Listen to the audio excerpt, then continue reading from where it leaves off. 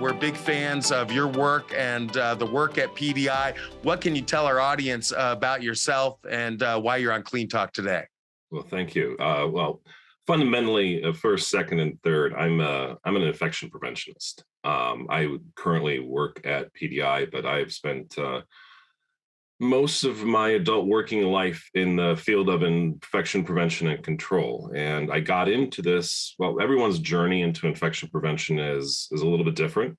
Some people just get assigned the task. They're voluntold that they're now the infection preventionist for their facility. I actually walked into this. I think it's especially unique what the precipitating factors are that, kind of brings people into this field. And fundamentally, I was a kid that had a German mother who made her son sit down at the table every night and say, spend 5 minutes thinking about what you want to do with the rest of your life. And when I was a teenager, I was reading two books the same summer. I read Randy Schultz's book, And the Band Played On, which is about the early days of the AIDS crisis. And then I turned around and read Stephen King's The Stand, and then decided that those were two books that I saw the word epidemiology for the first time in. And so that's what led me to the decision I wanted to be an epidemiologist when I grew up. And I went into undergrad with that first and foremost in mind. And then, of course, a series of factors always comes into people's career paths that, might change or modify things a little bit. But whether it's an internship here or a volunteer project there. But eventually it led me to hospital-based epidemiology and infection prevention, and the realization that epidemiology can actually be global, national, regional, or even within the four walls of a building. So once you start looking for something, you find the things that you love. I think it was the Peace Corps that had the motto a number of years ago, the Peace Corps, the toughest job you'll ever love. I would say that that person who came up with that ad campaign deserves an award, but they never spoke to an infection preventionist. Well, as you mentioned, infection prevention, very near and dear to our heart here. And we share your mission, which is why we have this podcast, because we can do a better job. But many of these cross-contamination infections are preventable, particularly in a healthcare setting. You mentioned emerging technologies. We love talking about that. Can you talk a little bit about that in terms of the challenges you see? You sort of alluded to it with the regulatory process, 510K, how we get innovative solutions to market. Can you talk a little bit about your experience in that regard? Sure. I think one of the biggest challenges is, you need a certain amount of evidence for FDA to deem your product to be safe and effective.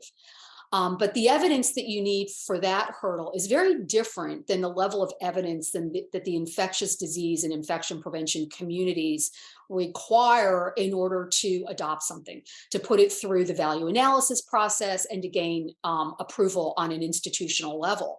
And so that can be a real challenge for smaller companies because through the years, CDC, through its guidance and other activities, has really led us to believe that unless you have a large randomized controlled trial, we shouldn't be looking at a new technology.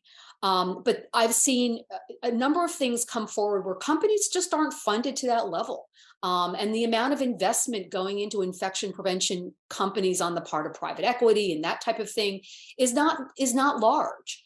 And so I think we need to find a different way, a multitude of smaller studies that produce similar results, other ways of evaluating these technologies. Otherwise, we are going to just forego the potential of things that could really make a difference.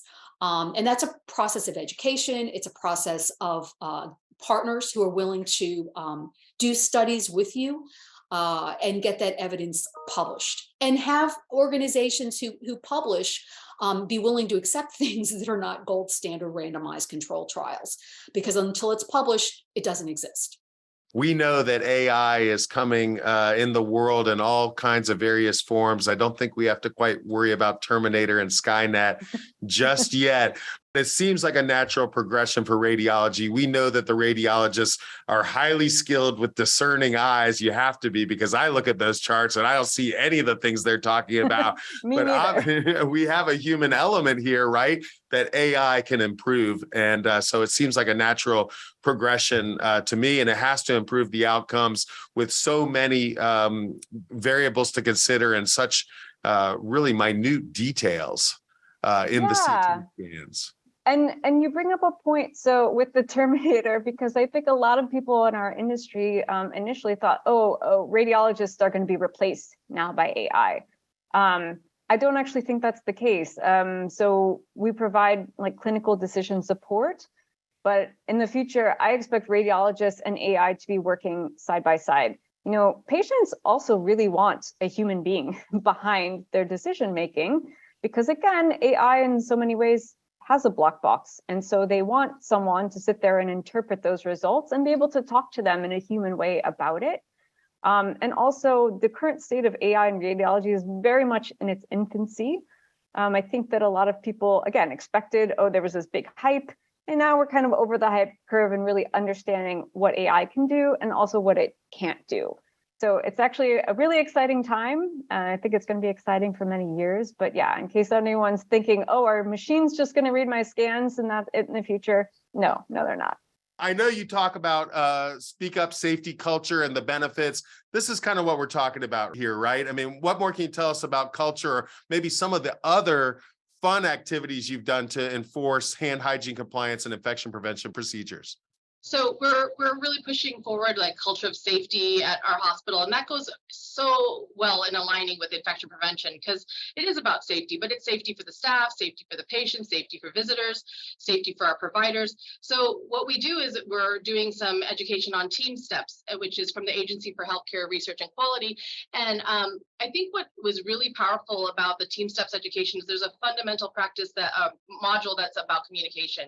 And so we've really taken our time to talk about like, how do we communicate? And again, Clean 20 is one way we can communicate. That's just one moment in time of what I should be saying about hand hygiene. But there's so many other instances that can occur, that a great catch could happen if I just have that transparency and I have a culture that welcomes to speak up. So some of the games that we play are in team steps is you can make a paper chain. So it's a game where you could basically, you put paper, tape, and scissors on sections with groups, and you tell them, remember, you may want to go back in your mind, maybe you made paper chains when you were in kindergarten, and we show them an example of what that is. We don't tell them how to do it. We just say, here's a paper chain.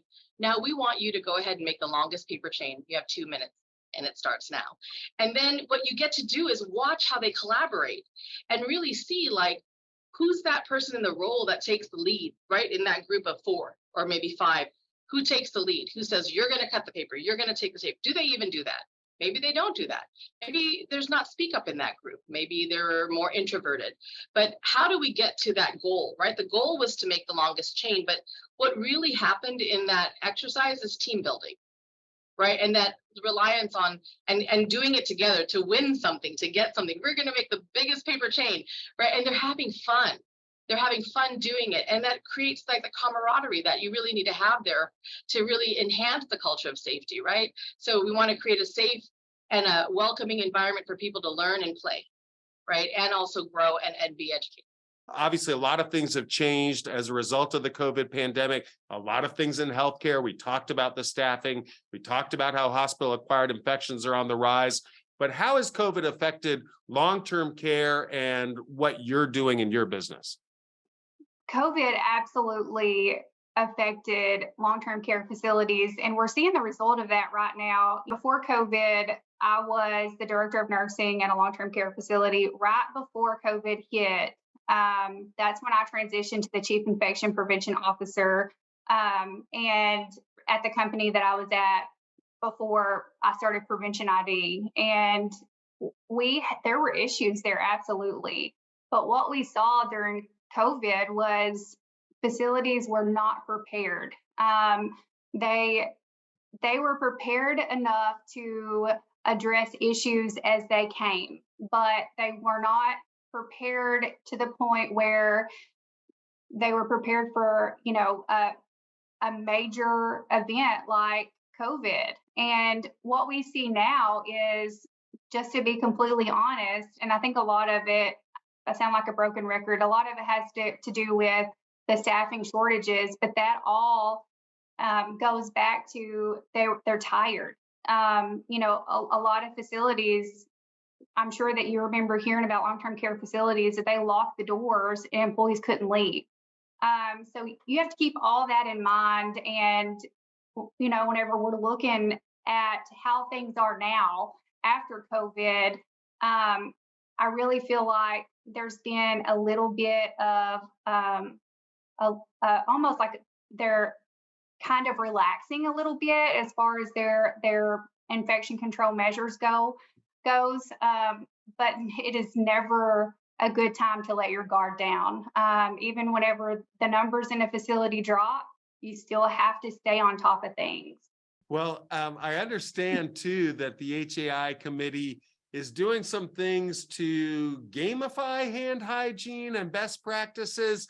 I love it when we make infection prevention fun. Can you tell us what you guys are doing about that? Yes, infection prevention is fun. So we want to change the culture that when they see infection prevention is, they're more of like, infection prevention is it's like a police. So what we want to let them know is that we're not a police, we're your team. We can help you improve your hospital-acquired infection, improve hand hygiene. What we're doing right now in Santa Clara Valley Medical Center is we made a HAI or hand hygiene committee, which involves everyone in the hospital, the doctors, the EVS team, the laboratory of multidisciplinary team to be exact. And we have some champions that they send us. So at least they'll know what are our needs, because on May 2022, we send them a survey. So to really understand why is our hand hygiene compliance rate is low. And of course, we address that one by because they said they want prices. So now we have prices that we do. So there's going to be a hand hygiene contest that's happening right now. It's going to be continuous, but the first winner will be announced in January. The winner will have prizes like trophy, certificate that's like signed by our doctor, and then there are going to be treats. Of course, it can be food, depending, it's individually packed, and it can also be and then for those like new millennials and like our younger nurses who wants like exposure to Facebook, so the winner will also be posted in Facebook and our internet, so at least they can tell them, hey mom, hey friends, we're the first hand hygiene winner in the Santa Clara Valley Medical Center. Because let's face it, Santa Clara Valley Medical Center it's a huge organization, and being the first one to win it's a huge deal. And you talked about the autonomous nature of the UV robot, the UVD solution, and I want to get deeper into that.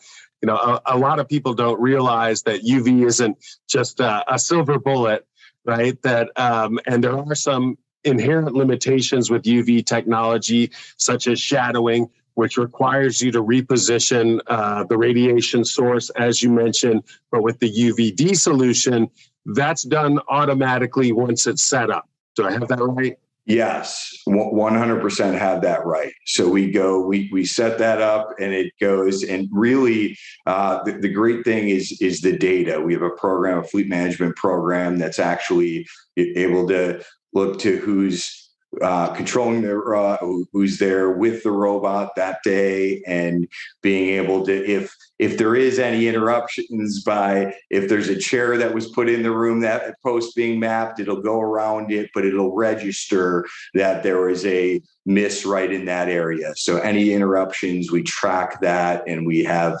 a phenomenal program focused on process improvement, utilizing data, and then of course the training, being able to, we mentioned before, that safety net to be able to have an enhancement to their cleaning and disinfecting protocols.